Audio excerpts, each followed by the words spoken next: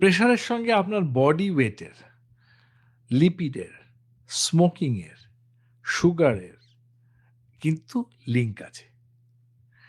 এবার যদি আপনার বডি ওয়েট প্রচণ্ড কমে যায়, আপনি প্রচণ্ড এক্সারসাইজ করতে আরম্ভ করেন, তাহলে কিন্তু প্রেশারের ওষুধ বন্ধও হতে পারে।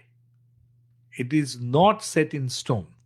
তবে যেটা হয় সেটা হচ্ছে যে প্রেশার কম থাকলে ওষুধ যদি বন্ধ করে দেন আর বাকি কাজগুলো না করেন, তাহলে কিন্তু আপনার আবার প্রেশার বাড়বে। সো আমার একটা ফিলসফি আছে। সেই ফিলসফিটা হচ্ছে যে আমাকে ভালো থাকতে হবে। একদম। এবার এখানে আমি মানে কিন্তু আমি নই, আমি মানে আমরা সবাই, সোসাইটিকে ভালো থাকতে হবে। তো ভালো থাকার জন্যে যা আমাকে করার দরকার সেগুলো করতে হবে। অনেকগুলো কাজ লোভের বশবর্তী হয়ে আমরা করতে পারি না। খাবার লোভের বশবর্তী হয়ে আমরা না খেয়ে থাকতে পারি না।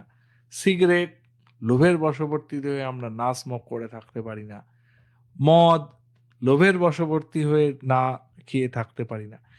তো এই কাজগুলো যেহেতু আমরা বন্ধ করতে পারছি না, এই যে কামনা, এটার থেকে তো আমাদের মুক্তি হচ্ছে না, তাই তো আমরা একদম। সন্ন্যাসী।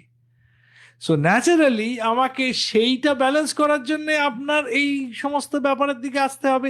ওষুধ খেতে হবে, সুগারের ওষুধ খেতে হবে, প্রেশারের ওষুধ খেতে হবে, আলটিমেটলি ভালো থাকতে হবে। আমি ওষুধ খাই না, আমার প্রেশার 180/100, সুগার পিপিতে 250, তার জন্য কোনো গোল্ড মেডেল আছে কিনা আমার জানা নেই।